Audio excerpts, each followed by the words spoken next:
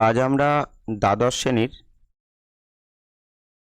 তৃতীয় সেমিস্টারের জন্য পারুলের যে প্র্যাকটিস সেটের বইটা থেকে আমরা যে মডেল কোশ্চেন সেটগুলো আলোচনা করছিলাম তার 3টি কোশ্চেন সেট আমরা আলোচনা করেছি। আজকে চতুর্থ সেটটি আলোচনা করব।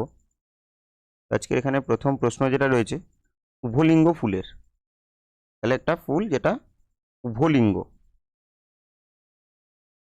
তাহলে কি বলছে, একটা উভলিঙ্গ ফুলের, একটা উভলিঙ্গ ফুল। তাহলে এবার এটা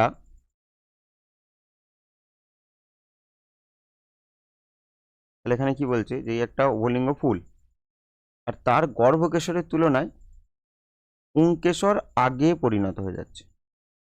তাহলে পুংকেশর আগে পরিণত, পুংকেশর আগে, আগের জন্য আমরা কি বলছি, প্রো, আর পুংকেশর মানে অ্যান্ড্রোসিয়াম। তাহলে প্রো আর অ্যান্ড্রোসিয়াম যদি জুড়ি তাহলে কি হবে, শব্দটা কি হবে, সেটা হচ্ছে প্রোট্যান্ড্রি। তাহলে যদি গর্ভকেশরের আগে পুংকেশর আগে পরিণত হয়ে যায় তাহলে তাকে বলবো প্রোট্যান্ড্রি। বেশ, তাহলে এখানে প্রশ্নটা আসলে কোন জায়গা থেকে, সেটা হচ্ছে ইতর পরাগযোগের অভিযোজনগত কৌশল। তাহলে ইতর পরাগযোগের যেসব অভিযোজনগত কৌশলগুলো রয়েছে তার মধ্যে একটা হচ্ছে ডাইকোগ্যামি, ডাইকোগ্যামি, একটা হচ্ছে হারকোগ্যামি। তাহলে একটা হচ্ছে ডাইকোগ্যামি, একটা হচ্ছে হারকোগ্যামি, একটা হচ্ছে ডাইক্লিনি, একটা হচ্ছে প্রিপোটেন্সি। তাহলে এখানে 4টে লিখলাম। বেশ, তো তার মধ্যে এই যে ডাইকোগ্যামি যেটাকে বলছি, ডাইকোগ্যামি, তাহলে এর আন্ডারে দুটো রয়েছে, একটা হচ্ছে প্রোট্যান্ড্রি, একটা হচ্ছে প্রোট্যান্ড্রি, আর একটা হচ্ছে প্রোটোগ্যামি। অর্থাৎ এখানে কি বলতে চাইছি যে ইতর পরাগযোগের অভিযোজনগত কৌশল মানে কি, যে যার ফলে যে সেই উদ্ভিদটা শুধু ইতর পরাগযোগই হবে, যেখানে স্বপরাগযোগ ঘটবে না। তাহলে এখানে আগে একটা উভলিঙ্গ ফুল, কিন্তু তার পুংকেশর আগে পরিণত হয়ে যাচ্ছে যখন গর্ভকেশর হয়নি, তাহলে নিশ্চয়ই ওই রেণুটা ওই গর্ভকেশরে গিয়ে তাকে পরাগযোগ ঘটাতে পারবে না। প্রোটোগাইনি যদি বলে তাহলে সেক্ষেত্রে কি হচ্ছে, আগে গর্ভকেশর পরিণতি পেয়ে যাচ্ছে। তাহলে আগে গর্ভকেশর পরিণত হয়ে যাচ্ছে, তাহলে সেই সময় সেই গাছের পুংকেশর কিন্তু পরিণত নয়, তাহলে তার পরাগরেণু সেখানে এসে কিন্তু নিষ্কৃত করতে পারবে না। আর ডাইক্লিনি যদি বলি তো এটাকে এক ক্ষেত্রে কি বলতে পারি, এটা একলিঙ্গতা, একলিঙ্গতা, যে ক্ষেত্রে একটা গাছে এক ধরনেরই ফুল হয়, হয় পুরুষ ফুল নাহলে স্ত্রী ফুল, তো সেক্ষেত্রে ইতর পরাগযুক্ত হতেই হবে। বেশ, আর একটা প্রিপোটেন্সি, এটার ক্ষেত্রে কি দেখা যাবে যে জেনেটিক, একই জেনেটিক যদি বস্তু হয়, মানে তাদের যদি জেনেটিক্সটা একই রকম হয়, জিনোটাইপটা একই রকম হয়, তাহলে সেক্ষেত্রে সেই পরাগরেণুটা অঙ্কুরিতই হবে না। তাহলে ভিন্ন জিনোটাইপ যদি হয়, ভিন্ন জিনোটাইপ যুক্ত রেণু কিন্তু অঙ্কুরিত হবে কোনো একটা গর্ভমুণ্ডে পড়লে। তাহলে ভিন্ন জিনোটাইপ,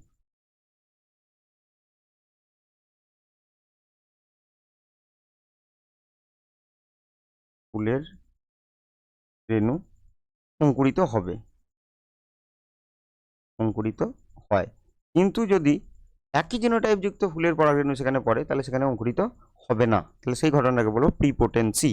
তাহলে এখানে উত্তর কি হলো, উত্তর হচ্ছে প্রোট্যান্ড্রি। তাহলে প্রোট্যান্ড্রি প্রোটোগাইনি দুটোই যদি বলি কার অংশ, কার ভাগ বলবো, ডাইকোগ্যামি। এছাড়া এখানে সসঙ্গম রোধী একটা অপশন রয়েছে, এখানে অপশন নেই, মানে ইতর পরাগযোগের একটা বলতে পারি কৌশল। তো যেক্ষেত্রে কি সেম পরাগরেণু যদি সেম ফুলে গিয়ে পড়ে তো সেক্ষেত্রে সেই পরাগরেণুটা কি অঙ্কুরিতই হবে না, তাকে কি বলবো, সসঙ্গম রোধী। পরের প্রশ্ন কি বলছে, নিচে উল্লেখিত কোন বিশেষ অবস্থায় অটোগ্যামি আর গেইটেনোগ্যামি উভয় স্বপরাগযোগী কি হচ্ছে, বাধাপ্রাপ্ত হচ্ছে। তাহলে অটোগ্যামি বলতে কি, একই ফুল, একই ফুলের পরাগরেণু সেই ফুলেই পড়তে হবে, তাহলে অবশ্যই এটা কি হতে হবে, ফুলটা উভলিঙ্গ হতে হবে। তাহলে এটা একটা ব্যাপার। আর গেইটেনোগ্যামি যদি বলি তাহলে কি হতে হবে, যে একই উদ্ভিদ হবে, একই উদ্ভিদ কিন্তু ফুল কি হবে, একই উদ্ভিদ ফুল হবে ভিন্ন। তাহলে এরকম যদি কন্ডিশন হয় তাহলে তাকে কি বলবো, গেইটেনোগ্যামি। বেশ, তাহলে এবার এখানে অপশনগুলো যদি দেখি, উভলিঙ্গ ফুল, তাহলে এখানে অটোগ্যামি তো অবশ্যই ঘটবে, তাহলে এটা ভুল। বেশ, যদিও সবসময় উভলিঙ্গ ফুল বানিয়ে অটোগ্যামি এরকম ব্যাপারটা নয়। হ্যাঁ, তাহলে এখানে কিন্তু যে উভলিঙ্গ হলে সেখানে অটোগ্যামি গৈটোনোগামী উভয় প্রকার কিন্তু বাধাপ্রাপ্ত হবে না। যদি একলিঙ্গ হয়, হ্যাঁ একলিঙ্গ হলে অবশ্যই বাধাপ্রাপ্ত হচ্ছে কোনটা, অটোগ্যামিটা। বেশ, কিন্তু যখন বলছে ফুলটা সহবাসী, মানে একটাই উদ্ভিদ, সেখানে স্ত্রী ফুল আছে পুরুষ ফুল আছে, তাহলে কিন্তু গৈটোনোগামীতে বাধাপ্রাপ্ত হবে না, তাহলে এটা হচ্ছে না। তাহলে কি হবে, একলিঙ্গ ফুল, হ্যাঁ একলিঙ্গ ফুল যদি হয় তাহলে অটোগ্যামি অবশ্যই বাধাপ্রাপ্ত পাবে। কিন্তু যদি ভিন্নবাসী হয়ে যায়, তাহলে একটা উদ্ভিদে একটা ফুল আছে, অন্য উদ্ভিদে অন্য ফুল আছে, হ্যাঁ তাহলে সেখানে কি হবে, গৈটোনোগামী বাধাপ্রাপ্ত হবে। তাহলে এখানে উত্তর কি হবে, একলিঙ্গ ফুল আর ভিন্নবাসী উদ্ভিদ। বেশ, পরের প্রশ্ন দেখব। বলছে নিচের কোনটি শুক্রাশয়ের বহিরাবরক নয়। শুক্রাশয়ের আমরা যদি বহিরাবরক দেখি, তিনটে আবরক আছে, তিনটে আবরকই পরপর লেখা আছে। আমরা বাইরে থেকে যদি ভিতরে যাই, তাহলে একদম সবার বাইরে 1 নম্বর যেটা পড়বে টিউনিকা, আচ্ছা এটা না, টিউনিকা ভ্যাজিনালিস। তাহলে প্রথমেই যেটা পড়বে 1 নম্বর হচ্ছে টিউনিকা ভ্যাজিনালিস। 2 নম্বর কি দেখবো, টিউনিকা অ্যালবুজিনিয়া। আর 3 নম্বর কি দেখবো, টিউনিকা ভাস্কুলোসা। তাহলে এই তিনটে বোঝাই যাচ্ছে যে শুক্রাশয়ের বহিরাবরক। তাহলে এখানে নয় কোনটা, এখানে নয় হবে অপশন ডি, মেমব্রেনা গ্রানুলোসা। তাহলে এই যে মেমব্রেনা গ্রানুলোসা, এটাকে কোথায় পাবো, এটাকে আমরা পাবো ফলিকালে বা ডিম্বথলিতে। ডিম্বথলি বা যেটাকে বলছি ফলিকাল। তাহলে এখানে কিন্তু আমরা গ্রানুলোসা কোষটাকে পাবো। তাহলে এখানে উত্তর হলো অপশন ডি। এখান থেকে আর বিশেষ কিছু বলছি না, আমরা পরপর তিনটে আবরণ মনে রাখবো। নিম্নলিখিত বিবৃতিগুলোর মধ্যে আইইউডি, তাহলে আইইউডি এটা তো প্রতিদিনই বলছি যে ইন্ট্রা, আর গুরুত্বপূর্ণ খুব, ইন্ট্রা ইউটেরাইন ডিভাইসেস। এখানে আইইউসিডি যদি থাকতো তাহলে এখানে আরেকটা শব্দ যুক্তাম কি, কন্ট্রাসেপটিভ। তাহলে ইন্ট্রাইউটেরাইন কন্ট্রাসেপটিভ ডিভাইসেস। তাহলে এটাকে আমরা কি বলতে পারি, আইইউডি বলতে পারি অথবা আইইউসিডি বলতে পারি। বেশ, তাহলে এটা কি একটা কন্ট্রাসেপটিভ মেথড। বেশ, এবার সেখানে দুটো প্রকার রয়েছে, আর এটাও প্রায় দিনই আমরা বলছি যে একটা হচ্ছে নন মেডিকেটেড আর একটা হচ্ছে মেডিকেটেড। যেটা আমরা বলছি নন মেডিকেটেড, সেখানে কি মনে রাখবো, লিপিজ লুপ।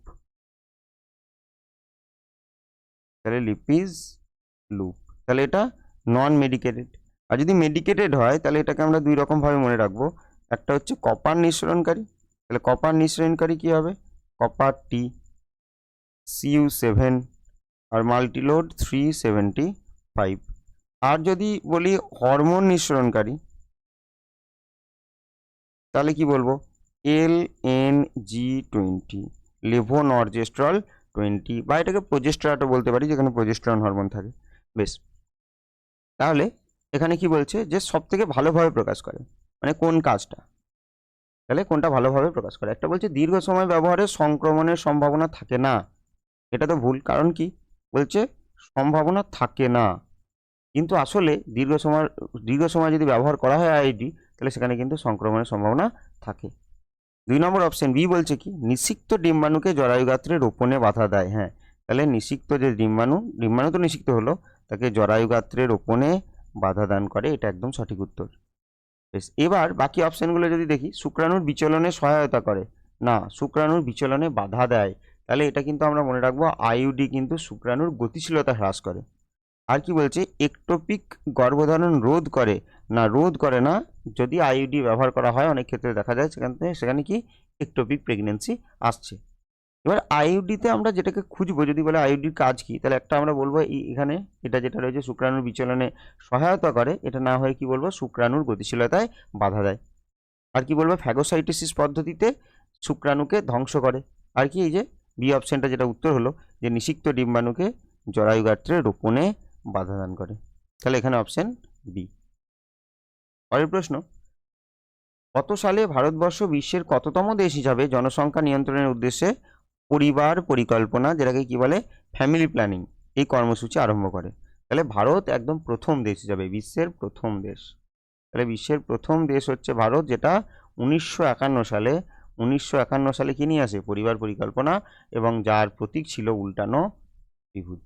উল্টানো লাল রঙের ত্রিভুজ ছিল কিন্তু এর প্রতীক। তাহলে উল্টানো লাল ত্রিভুজ হচ্ছে প্রতীক কার? এই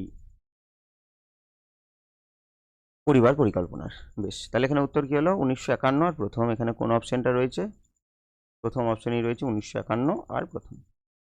পরের প্রশ্ন দেখব, ডায়াফ্রাম হলো, তাহলে ডায়াফ্রাম, তাহলে ডায়াফ্রাম বা সার্ভাইকাল ক্যাপ বলতে পারি। তো যে ক্ষেত্রে আমরা দেখতে পাবো এটা যদি হয় জরায়ু, আর এখানে আমরা এটা সার্ভিক্স শিখেছি, আর তার নিচে এটা ভেজাইনা।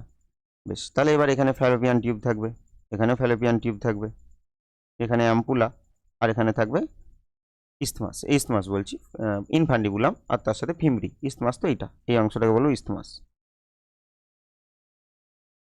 ইস্থমাস, তাহলে এই অংশটা এখান থেকে এটা ফানেল আকৃতির মতো, এটাকে বলবো ইনফান্ডিবুলাম। ইনফান্ডিবুলাম, স্ফীত অংশটা অ্যাম্পুলা।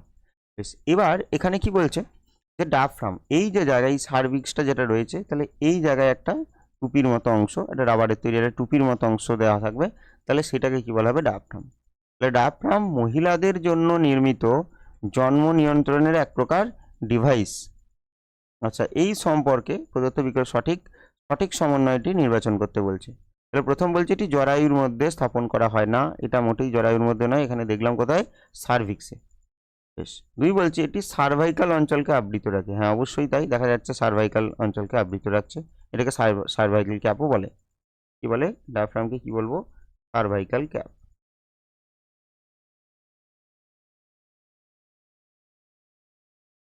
Cervical cap. তারপরে কি বলছে? এটি শুক্রাণুকে ডিম্বাণুর সংস্পর্শে আসতে বাধা দানকারী ভৌত পদ্ধতি। হ্যাঁ, এখানে কোনো রাসায়নিক পদ্ধতি নেই, কোনো রাসায়নিক পদার্থই নেই, তাহলে এটা আর বাধাও দিচ্ছে, তাহলে এটাও ঠিক। তারপর কি বলছে? এটি স্পার্মিসাইডাল এজেন্ট হিসাবে কাজ করে না। স্পার্মিসাইডাল এজেন্ট বলতে যে স্পামকে বিনষ্ট করে, যেক্ষেত্রে কোনো রাসায়নিক পদার্থ যেটা স্পামকে বিনষ্ট করে তাকে স্পার্মিসাইডাল এজেন্ট বলে, তাহলে এটাও হবে না। তাহলে এখানে চারটের মধ্যে দেখতে পাচ্ছি কোনটা কোনটা ঠিক হলো? এই 2 নম্বর আর 3 নম্বর।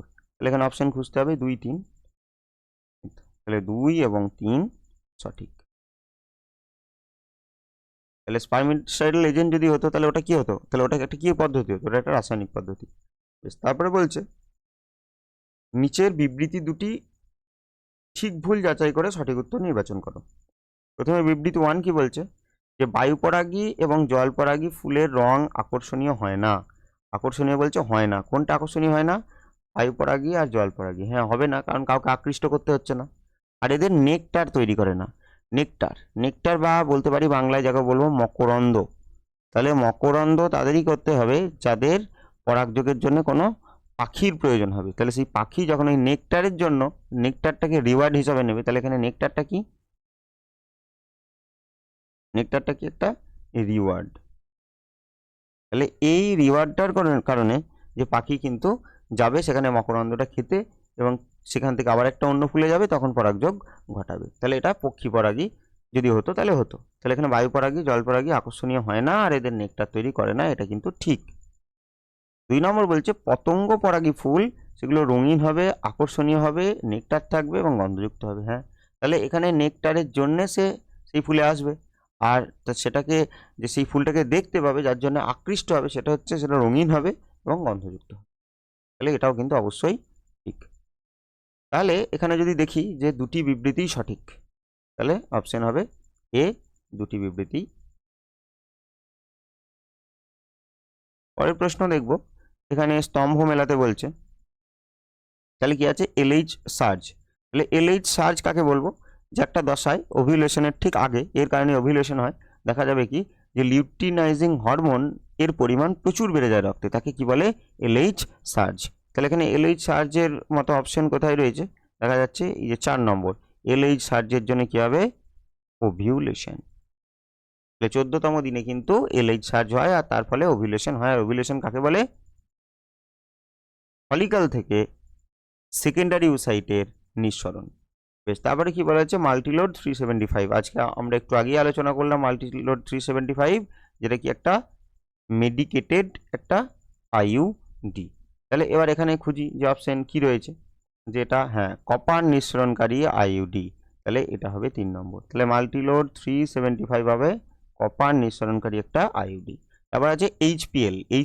এইচপিএল মানে হিউম্যান প্লাসেন্টাল ল্যাক্টোজেন। তাহলে হিউম্যান প্লাসেন্টাল কি হবে ল্যাক্টোজেন। তাহলে হিউম্যান প্লাসেন্টাল ল্যাক্টোজেন, তাহলে এটা কি, তাহলে এটা কিন্তু একটা হরমোন, যেটা কি ক্ষরণ করে, এটা ক্ষরণ হয় প্লাসেন্টা থেকে। বেশ, তাহলে এইচপিএল এটা গর্ভাবস্থায় উৎপন্ন হরমোন। হ্যাঁ, গর্ভাবস্থায় যখন প্লাসেন্টা তৈরি হবে তখন এই হরমোনটা উৎপন্ন হবে। এমএমসি আর এদিকে অপশনগুলো রয়েছে যেমন স্ত্রীরেণু মাতৃকোষ, তাহলে অবশ্যই এটাই বাকি আছে, এটাই উত্তর হবে স্ত্রীরেণু মাতৃকোষ। তাহলে এটাকে এমএমসিটাকে এখানে মেগাস্পোর মাদার সেল।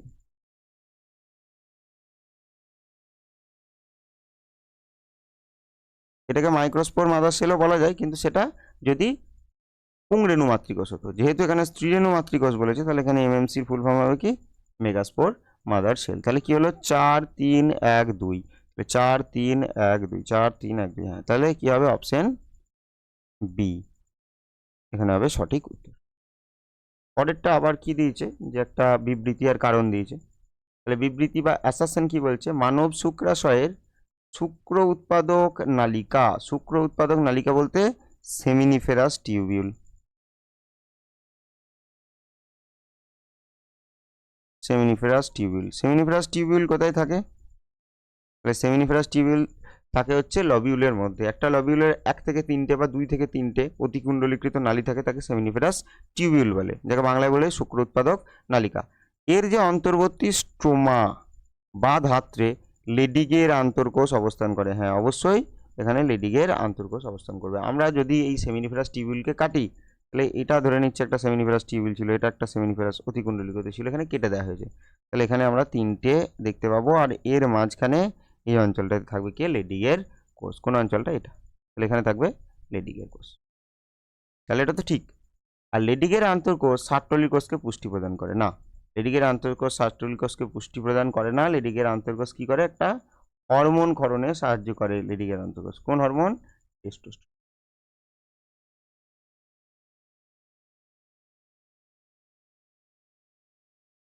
তাহলে টেস্টোস্টেরন কি করবে, টেস্টোস্টেরন হরমোন ক্ষরণে সাহায্য কে করবে, লেডিগের আন্তর্কোষ। তাহলে এখানে কি দেখা যাচ্ছে, অপশন এ, অর্থাৎ কি বিবৃতি ঠিক কিন্তু রিজন কিন্তু ভুল। তাহলে এখানে অপশন খুঁজতে হবে যে অ্যাসারশন সঠিক, এই তো অ্যাসারশন সঠিক কিন্তু আর ভুল। পরের প্রশ্ন, সপুষ্পক উদ্ভিদের পুংলিঙ্গধরের প্রাক পরাগযোগ পরিস্ফুটন পুংরেণুস্থলীর অভ্যন্তরে সম্পন্ন হয়, কিন্তু এবং পরিস্ফুটনের পরবর্তী পর্যায়গুলি স্ত্রী জননাঙ্গের অভ্যন্তরে হয়। তাহলে এটা স্বাভাবিক ব্যাপার, যেটা যদি আমরা দেখি একটা, এটা একটা পুংকেশর,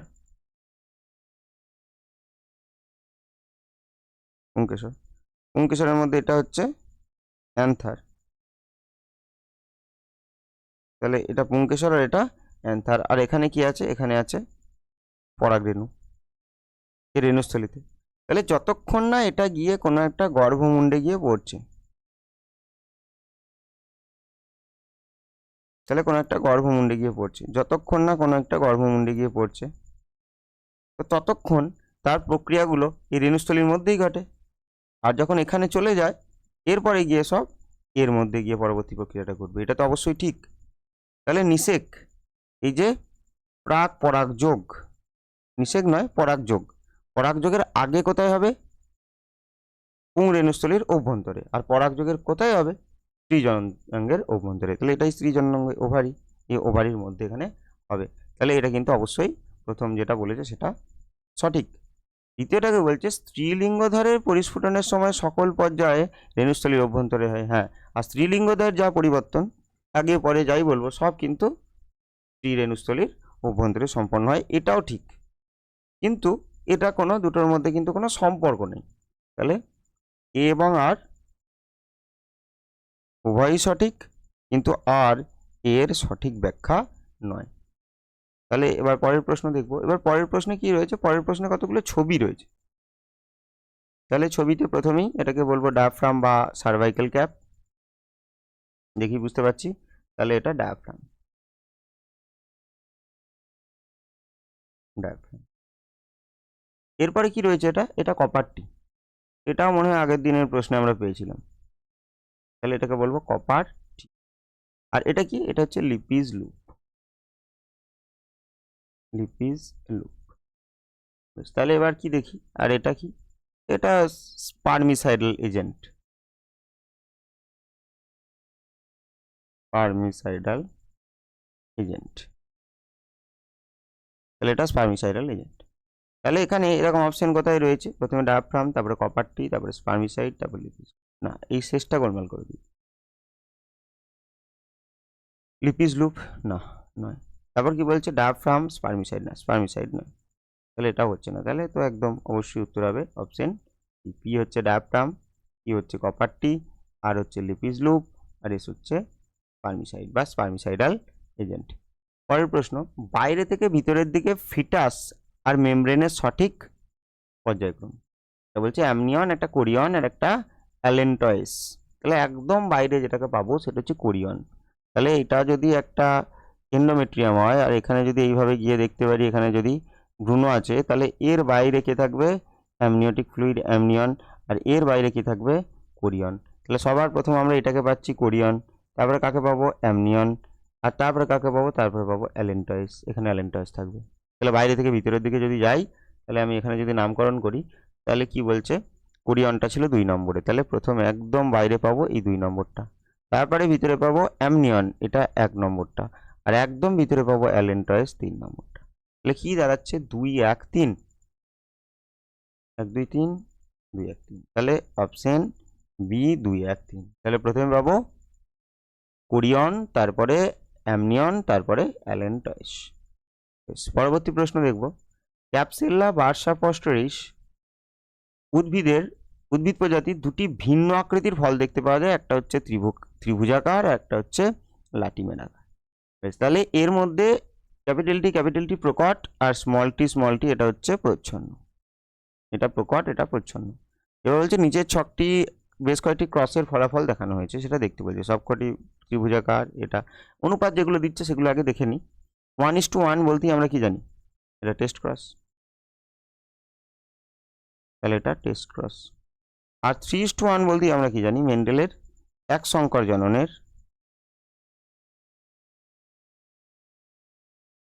জননের যে কি অনুপাত, ফিনোটাইপিক অনুপাত।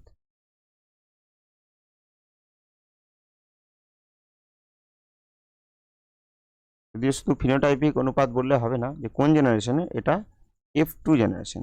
তাহলে F2 জেনারেশনে কিন্তু এটা ফিনোটাইপিক। তাহলে এবার যদি দেখি, যেখানে একটা তো স্মল টি রয়েছে, আর আমরা টেস্ট ক্রস মানে কি জানি, capital T cross small tea. তাহলে স্মল টি দেওয়া আছে, তাহলে উত্তর হবে ক্যাপিটাল টি। তাহলে এখানে স্ট্রেন 2, এই স্ট্রেন 2 এর বদলে আমরা কি লিখতে পারি, ক্যাপিটাল টি স্মল টি। এটা একটা হলো। আর ত্রিভুজাকার বলছে লাঠিমের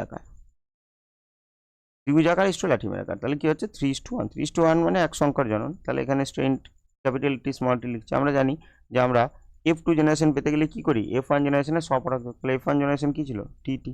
এর সাথে ক্রসটা বড়টি ছোটটি হবে। তাহলে এখানেও কি হবে, এখানে বসবে, এখানেও কি বসবে, স্ট্রেন 4 হিসাবে এটা একটা তো বলে দিয়েছি টি। তাহলে আরেকটা ক্যাপিটাল টি স্মল টি। তাহলে উত্তর কি হবে, ক্যাপিটাল টি স্মল টি। বা এখানে বলেছে কোনটা, কোন দুটি স্ট্রেনের জিনোটাইপ, আচ্ছা এটা। তাহলে এবার কোন দুটি যদি এখানে বলি, তাহলে উপরোক্ত কোন দুটি স্ট্রেনের genotype capital T small tea. হ্যাঁ, তাহলে স্ট্রেনগুলো, আচ্ছা স্ট্রেন 1 2 3 4 বলেছে, তাহলে এটাও হবে, এটাও হবে। তাহলে উত্তর কি হবে, 2 আর 4। তাহলে স্ট্রেন 2 আর স্ট্রেন 4।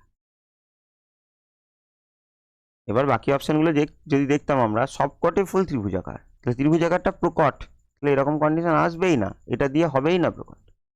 এটা বলছে সবকটি লাঠিমাকার, তাহলে এখানে ক্যাপিটাল টি স্মল টি আছে, এর সাথে ক্রস যদি স্মল টি করি, তাহলে সবগুলো আসবে। ঠিক আছে, কিন্তু আমাদের জানতে চাইছিল ক্যাপিটাল টি স্মল টি, তো তাই জন্য উত্তর হলো অপশন। পরের প্রশ্ন দেখব, শিশুর জন্মের পর প্রথম 2-3 ধরে মাতৃস্তন থেকে খরিত আঠালো হলদির তরলটা থাকে তাকে কি বলে? তাকে বলে কোলেস্ট্রল। তাহলে এখানে অ্যান্টিবডি থাকে, কি অ্যান্টিবডি থাকে? এখানে অ্যান্টিবডি থাকে IgA, ইমিউনোগ্লোবিউলিন এ, খুব গুরুত্বপূর্ণ।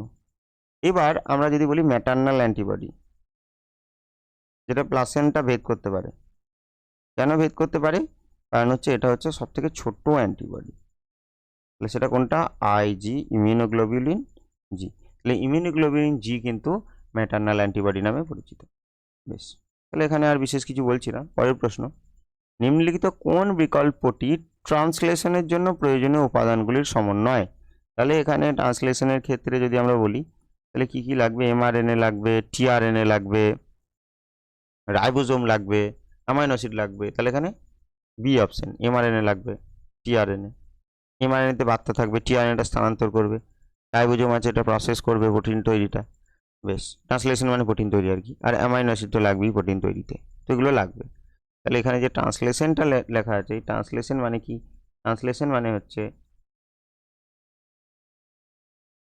RNA থেকে কি তৈরি হবে? প্রোটিন। তাহলে এটাকে কি বলবো? এটাকে বলবো ট্রান্সলেশন। তাহলে RNA থেকে প্রোটিন তৈরি হবে, এটাকে কি বলবো? এটা বলবো ট্রান্সলেশন। পরের প্রশ্ন দেখব, নিয়েন্ডারথাল মানুষ ও আধুনিক মানুষের সাধারণ পূর্বপুরুষ। একদম সিকোয়েন্স আমরা দেখে নিতে পারি, যে একদম প্রথমে ছিল প্যারাপিথেকাস, এখানেই লিখে দিই প্যারাপিথেকাস। প্যারাপিথেকাস থেকে কারা এসছে? ড্রায়োপিথেকাস। ড্রায়োপিথেকাস থেকে কারা এসছে? রেমাপিথেকাস। রেমাপিথেকাস থেকে কারা এসছে? অস্ট্রালোপিথেকাস। অস্ট্রালোপিথেকাস থেকে তাহলে এসছে হোমো হ্যাবিলিস। হোমো হ্যাবিলিস থেকে হোমো ইরেক্টাস। তাহলে কি হোমো হ্যাবিলিস, হোমো ইরেক্টাস। তাহলে সেখান থেকে কারা এসছে? নিয়েন্ডারথাল মানব। সেখান থেকে কারা এসছে? ক্রোম্যাগনন মানব। সেখান থেকে কারা? Homo sapiens. তাহলে এইটা হচ্ছে সিকোয়েন্স। তাহলে এখানে বলছে নিয়েন্ডারথাল মানুষ আর আধুনিক মানুষ। তাহলে আধুনিক মানুষ কোনটা? এটা। নিয়েন্ডারথাল মানুষ কোনটা? এটা। এই দুজন এসছে কোত্থেকে? এটা থেকে, হোমো ইরেক্টাস। তাহলে এখানে উত্তর কি হবে? Homo erectus. আর এখানে মনে রাখবো হোমো ইরেক্টাসটা কিন্তু প্রথম আগুনের ব্যবহার শিখেছিল। তাহলে আগুনের ব্যবহার প্রথম শিখেছিল কারা? Homo erectus. পরবর্তী প্রশ্ন দেখব, ড্যাশ নামক গোলযোগটি হিমোগ্লোবিনের বিটা শৃঙ্খলের 6 নং স্থানে ভ্যালিন অ্যামাইনো অ্যাসিড দ্বারা ড্যাশ অ্যামাইনো অ্যাসিডের প্রতিস্থাপনের ফলে ঘটে।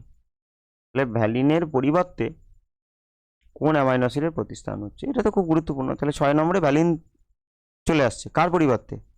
তাহলে এখানে যার পরিবর্তে সেটা হচ্ছে গ্লুটামিক অ্যাসিড। তাহলে কি হবে? Glutamic acid. লেখার তো এখানে জায়গা নেই, লিখে দিই গ্লুটামিক অ্যাসিড।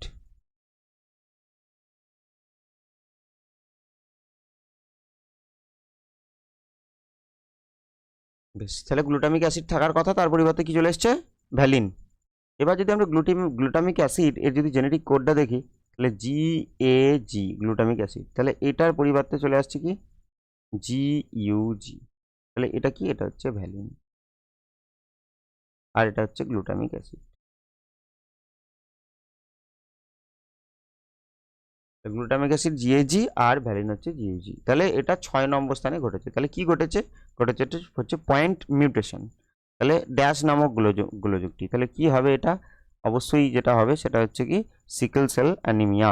তাহলে এখানে উত্তর হচ্ছে option D, sickle cell anaemia রোগের কারণে হচ্ছে। আর কি পরিবর্তন হচ্ছে? গ্লুটামিক অ্যাসিডটা পরিবর্তন হচ্ছে ভ্যালিন দ্বারা। কেন? কারণ এখানে পয়েন্ট মিউটেশন ঘটেছে। মানুষের জিনোমের 45% ড্যাশ, যার অপর নাম ড্যাশিং। তাহলে এগুলো কি? ট্রান্সপোজন, যেগুলো একটা নির্দিষ্ট যে জিনোম রয়েছে, তো সেখানে কি করতে পারে? সেখানে স্থান পরিবর্তন করতে পারে। তাহলে তাকে কি বলবো? তাকে বলবো ট্রান্সপোজন।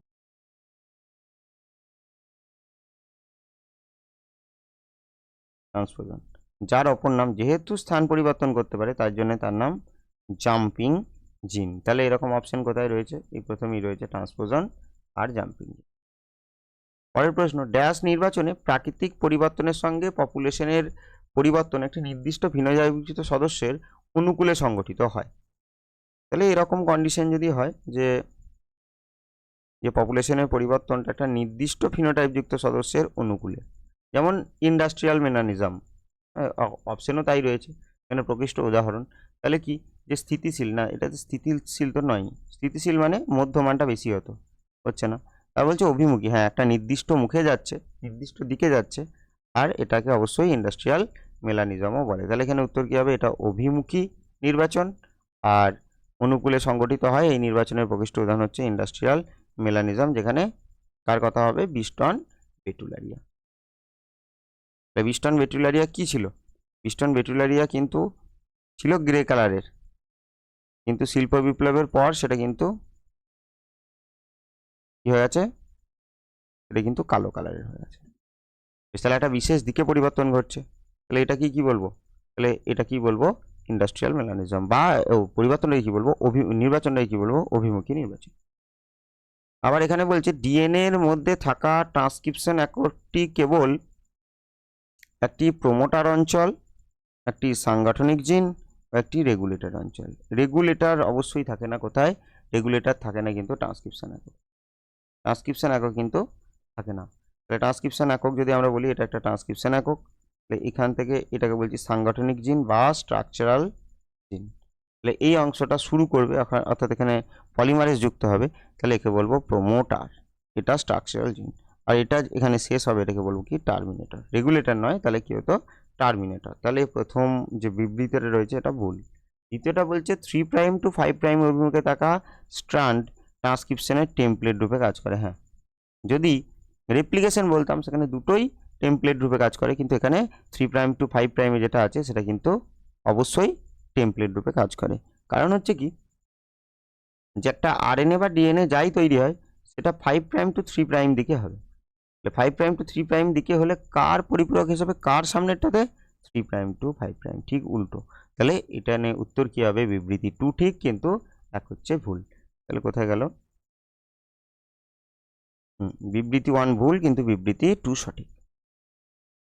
তারপরে বলছে কি, প্যানস্পার্মিয়া মতবাদ অনুযায়ী জীবনের একক সমূহ বা স্পোর পৃথিবী সহ অন্য গ্রহে বহির্বিশ্ব থেকে স্থানান্তরিত হয়েছিল। হ্যাঁ, প্যানস্পার্মিয়া তাই বলে যে অন্য গ্রহ থেকে কোনো রেণু কিন্তু এসেছিল পৃথিবীতে, সেই কারণে পৃথিবীতে এত জীবের উৎপত্তি হয়েছে, এটা প্যানস্পার্মিয়া মতবাদ।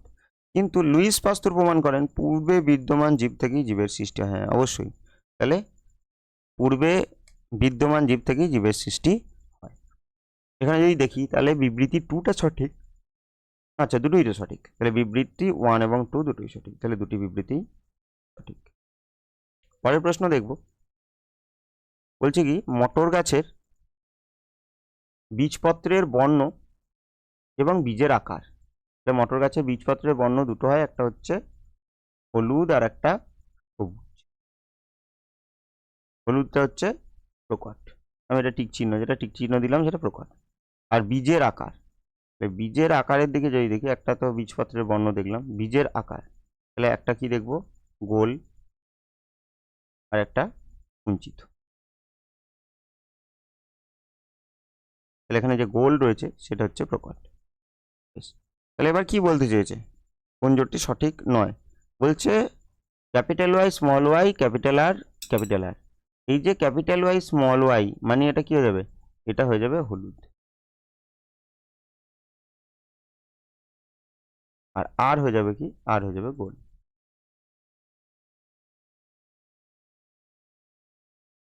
এখানে হলুদ গোলই বলছে, সঠিক নয় জানতে চাই, তাহলে তো এটা ঠিক, তাহলে এটা উত্তর হবে না। ক্যাপিটাল ওয়াই স্মল ওয়াই, বড় ওয়াই যেহেতু রয়েছে সেটা হলুদ হবে তাই বলেছে, তারপরে ছোট আর রয়েছে তার মানে কুঞ্চিত হবে তাই বলেছে, তাহলে এটা ঠিক। ছোট ওয়াই মানে সবুজ বলেছে, এখানেও তাই বলেছে।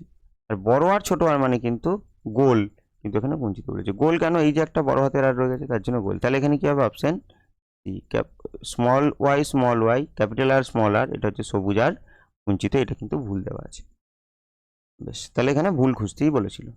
বেশ, তারপরে প্রশ্ন যদি দেখি তাহলে কি ABO blood group, haemophilia, snapdragon আর দ্বিসংকর জনন। এখানে কি বলছে 9:3:3:1, লিঙ্গ সংযোজিত, সহপ্রকটতা আর অসম্পূর্ণ প্রকটতা। বোঝাই যাচ্ছে যে এবিও গ্রুপ কিন্তু এটা মাল্টিপল অ্যালিজম হতো, কিন্তু এখানে আসলে এবিও ব্লাড গ্রুপের তার মানে এবি গ্রুপটাকে বলতে চেয়েছে।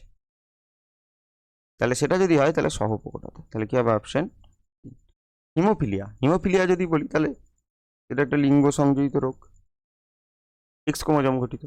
স্ন্যাপড্রাগন যদি বলি আমরা সবাই জানি এটা কি অসম্পূর্ণ প্রকটতা। আর দ্বিসংখ্যার জননে ফিনোটাইপিক অনুপাত হচ্ছে 9:3:3:1।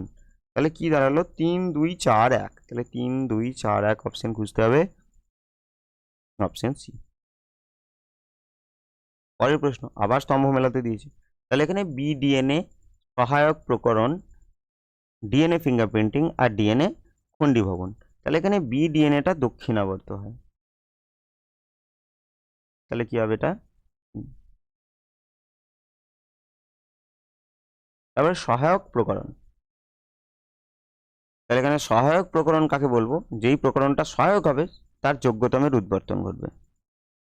পরিবেশে যে প্রকরণটা সহায়ক হবে কোনো জীবের ক্ষেত্রে তাহলে সে টিকে থাকবে, ওটাকে কি বলবো যোগ্যতমের উদ্বর্তন। তারপরে কি বলছে ডিএনএ ফিঙ্গারপ্রিন্টিং, তাহলে ডিএনএ ফিঙ্গারপ্রিন্টিং কাজে কাকে কাজে লাগবে, রেস্ট্রিকশন এন্ডোনিউক্লিয়াসে লাগবে, সাদার্ন ব্লটিংকেও লাগবে, কিন্তু পরে আবার খণ্ডীকরণ আছে, খণ্ডীকরণ অবশ্যই কে লাগবে, রেস্ট্রিকশন এন্ডোনিউক্লিয়াস। তাহলে বাকি পড়ে কে থাকলো সাদার্ন ব্লটিং, তাহলে ডিএনএ ফিঙ্গারপ্রিন্টিং হবে সাদার্ন ব্লটিং। কি উত্তর হবে 3-4-1-2, তাহলে অপশন হলো প্রথমটাই 3-4-1। 25 নম্বর প্রশ্নের পর আবার অ্যাসারশন রিজন, মিউটেশন এর প্রোটিনের গঠনগত পরিবর্তন করতে সক্ষম। হ্যাঁ, মিউটেশন যদি ঘটে ডিএনএতে ঘটবে, সেখান থেকে আরএনএতে ঘটলে প্রোটিনও কিন্তু সেই অনুযায়ী তৈরি হবে। আর জিন মিউটেশন মধ্যস্থ ডিএনএ নিউক্লিওটাইডের সজ্জাক্রমের পরিবর্তন ঘটায়। কি বলছে জিন মিউটেশন, জিন মধ্যস্থ ডিএনএ নিউক্লিওটাইডের সজ্জাক্রম পরিবর্তন ঘটায়। হ্যাঁ, তাহলে মিউটেশন প্রোটিনগত গঠনগত পরিবর্তন করতে সক্ষম, কারণ জিন মিউটেশন সজ্জাক্রমের পরিবর্তন ঘটায়। হ্যাঁ, তাহলে দুটোই ঠিক, আর এটা সঠিক ব্যাখ্যাও হবে। তাহলে কি হবে এ এবং আর উভয়ই সঠিক এবং আর এর সঠিক ব্যাখ্যা। পরের প্রশ্ন দেখব, ইওবায়ন্ট হলো প্রোটোবায়ন্টের পরিবর্তিত রূপ। হ্যাঁ, তাহলে ইওবায়ন্ট কিন্তু প্রোটোবায়ন্ট থেকেই উৎপন্ন হয়েছে। আর কোয়াসারবেটের ধারণা দেন ওপারিন। হ্যাঁ, তাহলে কোয়াসারবেটের ধারণা কিন্তু অবশ্যই ওপারিন দেয়। তাহলে কার্বোহাইড্রেট, লিপিড আর প্রোটিনের একটা গোলাকার গঠন যার বাইরে দ্বিস্তরীয় আবরণ আছে তাকে কোয়াসারবেট বলে, এটা বলছে ওপারিন। আর এটাকেই মাইক্রোস্ফিয়ার বলেছিল কি বিজ্ঞানী সিডনি ফক্স। তাহলে এখানে উত্তর কি হবে, উত্তর দুটোই ঠিক কিন্তু এটা ওর সঠিক ব্যাখ্যা নয়। তাহলে এ আর ওয়াই সঠিক কিন্তু আর এর সঠিক ব্যাখ্যা নয়। পরবর্তী প্রশ্ন দেখব, হিস্টোন প্রোটিন রাসায়নিক প্রকৃতিতে ক্ষারীয়। হ্যাঁ, অবশ্যই হিস্টোন প্রোটিন রাসায়নিক প্রকৃতিতে ক্ষারীয়, কারণ এখানে কি থাকে হিস্টিডিন আর্জিনিন আর লাইসিন, এই তিনটেই হচ্ছে ক্ষারীয় অ্যামাইনো অ্যাসিড। তাহলে হিস্টোন প্রোটিন রাসায়নিক প্রকৃতিতে ক্ষারীয়, একদম ঠিক। তাহলে হিস্টোন প্রোটিনে লাইসিন আর আর্জিনিন অ্যামাইনো অ্যাসিড সমৃদ্ধ। হ্যাঁ, এটাও ঠিক। যদি আমরা HAL দেখি, এইচটা তুলনামূলক কম কিন্তু আর্জিনিন অনেক বেশি থাকে, লাইসিন অনেক বেশি থাকে। তাহলে এখানে উত্তর কি হবে, হিস্টোন প্রোটিন লাইসিন আর্জিনিন সমৃদ্ধ আর হিস্টোন প্রোটিন ক্ষারীয়। হ্যাঁ, এইটা বলেই কিন্তু এটা ক্ষারীয় অ্যামাইনো অ্যাসিড আছে বলেই কিন্তু এটা ক্ষারীয়, তাহলে এটা সঠিক ব্যাখ্যাও বটে আর দুটো ঠিক। পরবর্তী প্রশ্ন, এখানে ছবিটা দেখতে বলছে, ছবিটা দেখে চিহ্নিত করতে বলছে যে প্রদত্ত চিত্র থেকে সঠিক বিকল্পটি নয়। তাহলে পি জনুতে লাল ছিল, সাদা ছিল, দিয়ে আর হয়েছে, দিয়ে গোলাপি ফুল হয়েছে, পরিষ্কার বোঝা যাচ্ছে এটা অসম্পূর্ণ প্রকটতা। তাহলে অসম্পূর্ণ প্রকটতা কোথায় দেখতে পাবো, সন্ধ্যামালতি। তাহলে অসম্পূর্ণ প্রকটতা কোথায় দেখতে পাবো, এখানে এই ঘটনাটা সন্ধ্যামালতি।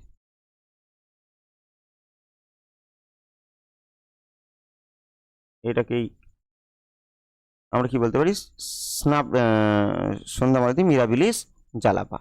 বেশ, এছাড়াও আমরা বলতে পারি অ্যান্টিরহাইনাম মেজাস, বা যেটা বলবো স্ন্যাপড্রাগন ফুল, বা এখানে কি হতে পারে যে আন্ডালুসিয়ান মুরগি, এগুলো সবই অসম্পূর্ণ প্রকটতার উদাহরণ হবে। বেশ, প্রদত্ত পেডিগ্রি ছক থেকে সঠিক বিকল্প কিন্তু নির্বাচন করতে বলছে। তাহলে পেডিগ্রি এখানে যদি দেখি যে এই দুটো কিন্তু অ্যাফেক্টেড বোঝা যাচ্ছে। কী করে অ্যাফেক্টেড বোঝা যাচ্ছে, এইগুলো কিন্তু ফিল করা আছে, এখানে হয়তো ক্লিয়ার বোঝা যাচ্ছে না, এগুলো ফিল করা আছে। তাহলে যেটা ফিল করা থেকে আমরা জানি সেটা অ্যাফেক্টেড হয়। যদি আমরা দেখি এইভাবে রয়েছে, তাহলে এটাকে কি বলবো, এটা হচ্ছে পুরুষ। যদি এইভাবে দেখানো হয়, আচ্ছা এইভাবে কেন, যদি এইভাবে দেখানো হয় তাহলে সেটা মহিলা। বেশ, তাহলে এবার এখানে যদি এই বক্সটা করে যদি ফিল করে দেওয়া হয় তাহলে আক্রান্ত পুরুষ, আর এটা যদি ফিল করে দেওয়া হয় তাহলে আক্রান্ত মহিলা। তাহলে এখানে দেখা যাচ্ছে যে প্রথম ক্ষেত্রে পুরুষ, এই যে পুরুষ আর মহিলা কোনোটাই কিন্তু আক্রান্ত নয়, কিন্তু তাদের সন্তান দেখা যাচ্ছে আক্রান্ত। তাহলে এখান থেকেই একটা জিনিস একদম স্পষ্ট যে রোগটা তাদের ছিল না কিন্তু তার সন্তানদের আছে। তাহলে অবশ্যই তারা কি, তারা নিজেরা হচ্ছে বাহক। তাহলে তারা নিজেরা বাহক। তাহলে আমরা জিনটাকে যদি এ ধরে নিই তাহলে একটা কি বলবো, এরা অবশ্যই ক্যাপিটাল এ স্মল এ ছিল, ক্রস ক্যাপিটাল এ স্মল এ ছিল। কি দেখে আমরা এটা শিওর হতে পারছি যে রোগটা তাদের মধ্যে নেই, তার সন্তানদের মধ্যে প্রকাশ পাচ্ছে, অবশ্যই তারা দুজনেই বাহক ছিল। তাহলে এবার এখানে ছিল ক্যাপিটাল এ স্মল এ, এটাও ছিল ক্যাপিটাল এ স্মল এ। তাহলে এইবার এটা যদি হয় তাহলে কোনো কোনো ক্ষেত্রে যেগুলো এরকম হয়েছে তাহলে দেখা যাবে তাহলে দুই জায়গা থেকে ক্যাপিটাল এটা পেয়েছে, কেউ দুই জায়গা থেকে ক্যাপিটাল এটা পেয়েছে, কেউ দুই জায়গা থেকে ক্যাপিটাল এটা পেয়েছে, বা ক্যাপিটাল এ স্মল এও পেতে পারে। যে এটাই পেতে হবে এমন ব্যাপার নয়, ক্যাপিটাল এ হতে পারে আবার ক্যাপিটাল এ স্মল এ হতে পারে, এটাও হতে পারে, ক্যাপিটাল এ স্মল এ হতে পারে, এটা ক্যাপিটাল হতে পারে বা ক্যাপিটাল এ স্মল এ হতে পারে। কিন্তু যখন স্মল এ আর স্মল এ হয়ে যাবে তখন কিন্তু সেই মুহূর্তে তারা রোগাক্রান্ত হবে। তাহলে এই কন্ডিশনটা আসতে গেলে পিতামাতাকে অবশ্যই কী হতে হবে, বাহক হতে হবে। তাহলে বলছে পিতামাতা হোমোজাইগাস প্রকার না, পিতামাতা হেটেরোজাইগাস, অবশ্যই পিতামাতা হেটেরোজাইগাস হলেই তবে এই কন্ডিশন আসবে। তাহলে এখানে উত্তর কী হবে, অপশন বি। এরপর 30 নম্বর যে প্রশ্নটা রয়েছে দেখছি, চিত্রটা একটা টিআরএন এর, আর টিআরএন এর ক্ষেত্রে দেখা যাচ্ছে কি যে এ বি আর সি এই অংশগুলো চিহ্নিত করতে হবে। যখনই এ অংশটা দেখতে পাচ্ছি এটাকে আমরা কি জানি, এটাকে বলে ভ্যারিয়েবল আর্ম, এটা ভ্যারিয়েবল আর্ম বলে, ভ্যারিয়েবল বাহু। বেশ, তারপর এখানে বি যেটা দেখতে পাচ্ছি তাহলে এটাকে বলবো কি টি সাই সি আর্ম, বা টি সাই সি কি বলবো, বাহু। বেশ, আর্ম বলে দিলাম এখানে। বেশ, আর কি রয়েছে, আর সিটা এখানে যে তিনটে পরপর কোড থাকবে এটা তো পরিষ্কার, এটাকে কি বলবো, এটা বলবো অ্যান্টিকোডন। হিমালয়তে যেটা থাকবে এটা ঠিক তার পরিপূরক থাকবে। বেশ, এখানে থাইমিন আছে, সিউডো ইউরাসিল আছে, আর সাইটোসিন আছে, ওই জন্য টিসাইসি নাম। টি হচ্ছে থাইমিন, এটা আসলে রাইবোথাইমিন, থাইমিন আরএনএতে থাকার কথা নয় কিন্তু এখানে আছে। এখানে সিউডো ইউরাসিল আর সিটা হচ্ছে সাইটোসিন। তাহলে এটাকে টিসাইসিয়াম, এটাকে ডিএইচইউ বলবো, ডিএইচইউআম। কোনটাকে বলবো, এটাকে ডাইহাইড্রো ইউরিডিন, এটাও একটা আনইউজুয়াল বেস রয়েছে। তাহলে এখানে চিহ্নিত করতে বলছে, তাহলে এটা হবে ভ্যারিয়েবল। বেশ, হ্যাঁ। তাহলে এখানে আরেকটা কথা যে ভ্যারিয়েবল যে বাহুটা রয়েছে এটাকে লাম্প বাহুও বলা হয়, এর অন্য নাম হচ্ছে লাম্প বাহু। লাম্প বাহু কোথায় কোথায় রয়েছে, এই যে বিতে রয়েছে আর সিতে রয়েছে। তাহলে এই দুটো অপশন হচ্ছে না, এই দুটো উত্তর হবে না। বেশ, তাহলে এ হচ্ছে লাম্প বাহু আর বি হচ্ছে অ্যান্টিকোডন বাহু। না, বি তো অ্যান্টিকোডন বাহু নয়, তাহলে এ উত্তর হবে না। তাহলে বোঝা যাচ্ছে পরিষ্কার উত্তর হবে অপশন সি। এ হচ্ছে লাম্প বাহু, বি হচ্ছে টি লুপ, আর সি হচ্ছে অ্যান্টিকোডন। এই টি লুপ বলতে এখানে টি সাই সি বোঝানো হয়েছে, সবটা না বলে শুধু টি লুপ বলেছে। তাহলে এটা কি টি সাই সি। পরের প্রশ্ন, এখানে পড়তে বলছে প্রথম যে কি বলছে যে স্ত্রী প্রাইমেট, বানর, এপ, মানুষ, রিপ্রোডাক্টিভ সাইকেল যখন হচ্ছে তখন রজতচক্র বা মেনস্ট্রুয়াল সাইকেল বলে। আচ্ছা, প্রথম রজস্রাব দশা শুরু হয় বয়ঃসন্ধিকালে, যাকে বলা হয় মেনাক। মেনাক কাকে বলছি, প্রথম রজস্রাবটাকে। আর স্ত্রী মানবদেহে রজতচক্র 28 থেকে 29 দিনের ব্যবধানে নিয়মিত ঘটে, আর একটি ডিম্বাণু প্রতিটি রজতচক্রের মাঝামাঝি সময়ে নির্গত হয়। মোটামুটি আমরা 28 দিনের সাইকেল হলে মনে রাখবো 14তম দিনে হয়। আর মেনস্ট্রুয়াল পিরিয়ডটা 3 থেকে 5 দিন স্থায়ী হয়, এটা রক্তক্ষরণের মাধ্যমে যেটা হয়। বেশ, তাহলে বয়ঃসন্ধিকালে প্রথম যে রজস্রাব ঘটে একদম এই যে ইনফরমেশন বলা আছে উত্তর একদম সেখানেই ছিল, যেটাকে বলে মেনাক। আর শেষটাকে কি বলে, মেনোপজ। এই যে মেনোপজ রয়েছে তাহলে এটা কি হবে, রজতচক্রের সময়।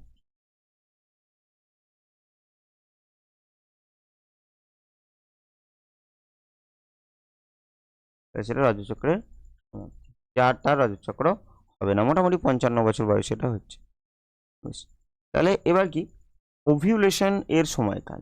তাহলে ওভিউলেশন কখন ঘটছে, প্রতিটি রজতচক্রের সূচনাকারী দশায় না, সূচনাকারী দশায় তো কি হবে, প্রাইমর্ডিয়াল ফলিকালটা গ্রাফিয়ান ফলিকালে রূপান্তরিত হতে থাকবে।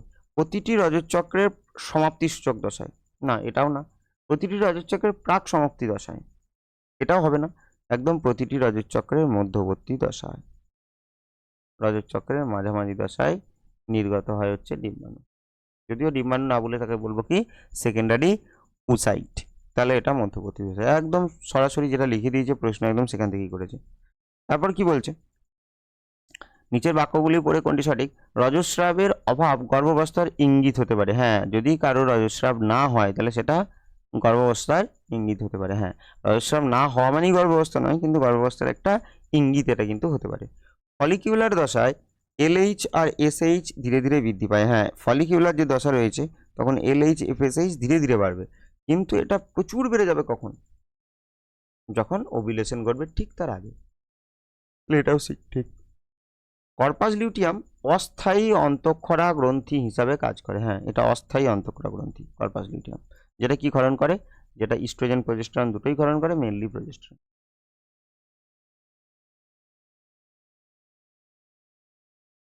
মেনলি প্রজেস্টেরন ক্ষরণ করে কে? Corpus luteum. জি বলছে গর্ভাবস্থায় শুধুমাত্র ইস্ট্রোজেন এন্ডোমেট্রিয়ামের পুরু গঠন বজায় রাখে। তাহলে শুধুমাত্র ইস্ট্রোজেন এন্ডোমেট্রিয়ামের পুরু কিন্তু গঠন বজায় রাখে না, এটা শুধু ইস্ট্রোজেন নয়, এটা মেনলি প্রজেস্টেরন করে, তাহলে এন্ডোমেট্রিয়ামের পুরু গঠন বজায় রাখে। তাহলে অপশন কি হবে, কোনটা কোনটা ঠিক?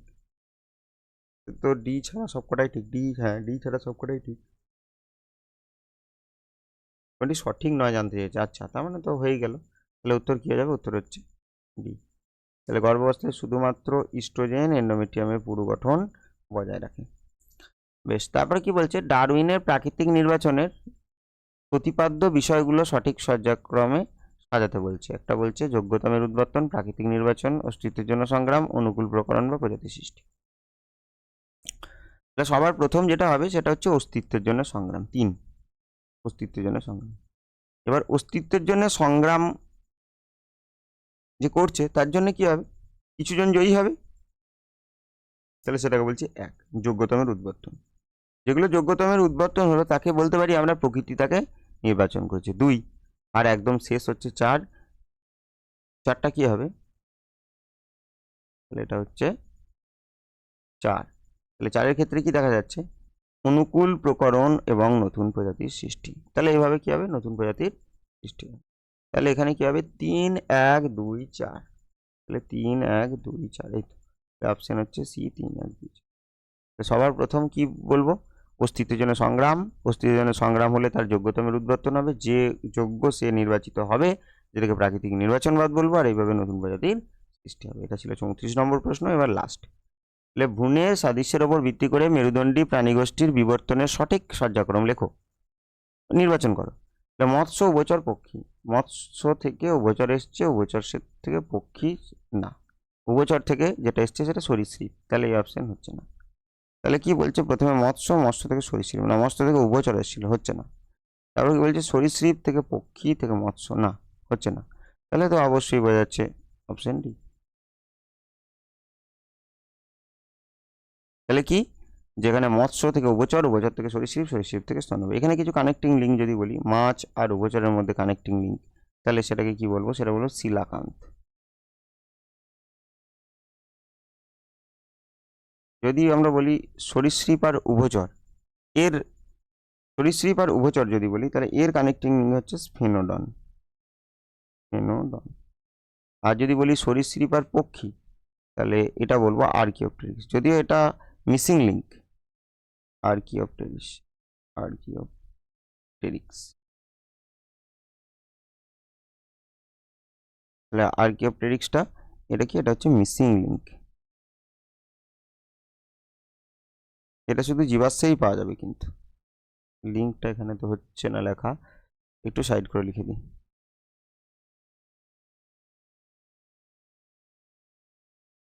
তাহলে আর্কিওপটেরিক্স একটা মিসিং লিঙ্ক, আর যেগুলো লিখেছি সব কি, সবগুলো কানেক্টিং লিঙ্ক। আর যদি সরীসৃপ স্তন্যপায়ীর মধ্যে এখানে বলি, তাহলে এখানে কি আসবে, এখানে আসবে প্লাটিপাস। তাহলে এই ছিল আজকের 35টা প্রশ্ন। এটা অবশ্যই তোমরা প্র্যাকটিস করো এবং পরবর্তী 5 নম্বর সেট এরপরে দেওয়া হবে।